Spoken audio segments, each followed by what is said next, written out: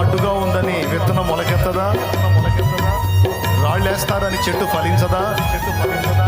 రాళ్ళు వేసినా సరే చెట్టు తన ఫలాన్ని ఇవ్వకుండా మానదు.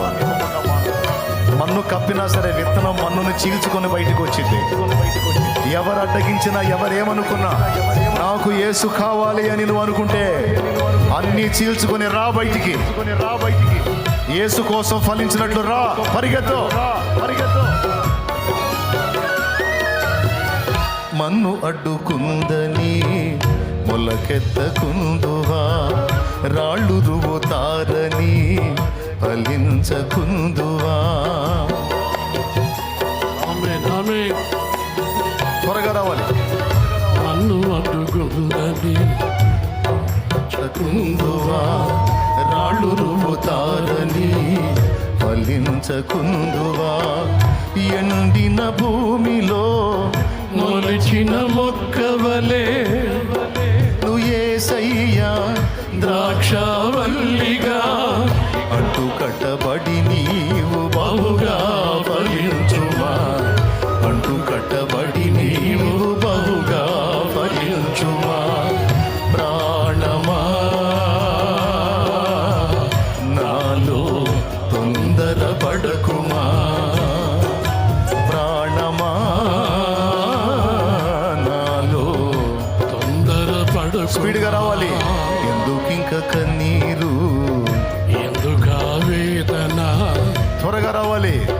నీ దుఃఖ దినములన్నీ సమాప్తమైన దారి బండి నాన్న సుఖనేస్తమా. యేసయ్య మాటిది.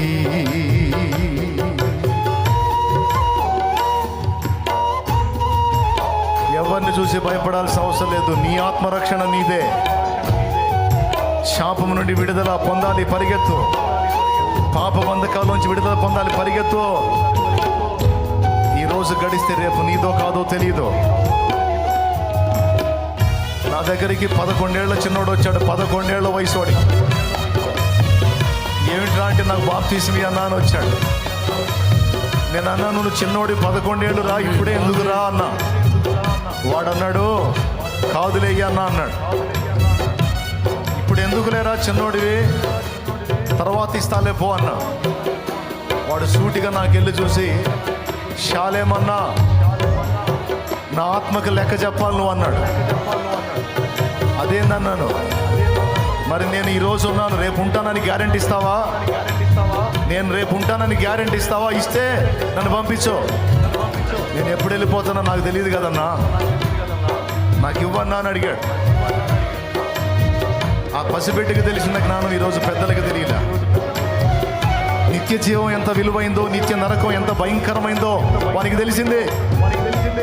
ఈరోజు నీకు అర్థం కావట్లేదా? నవ్వులాటగా ఉందా?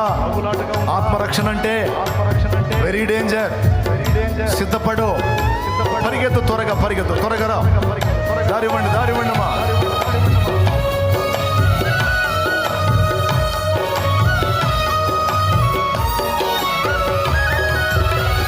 అపజయముల మధ్య వెనుకంజ వేయకుమా.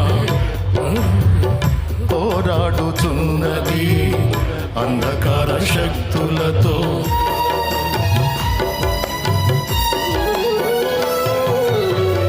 అపజయముల మధ్య వెనుకంజ వేయకుమా. పోరాడుచున్నది అంధకార శక్తులతో.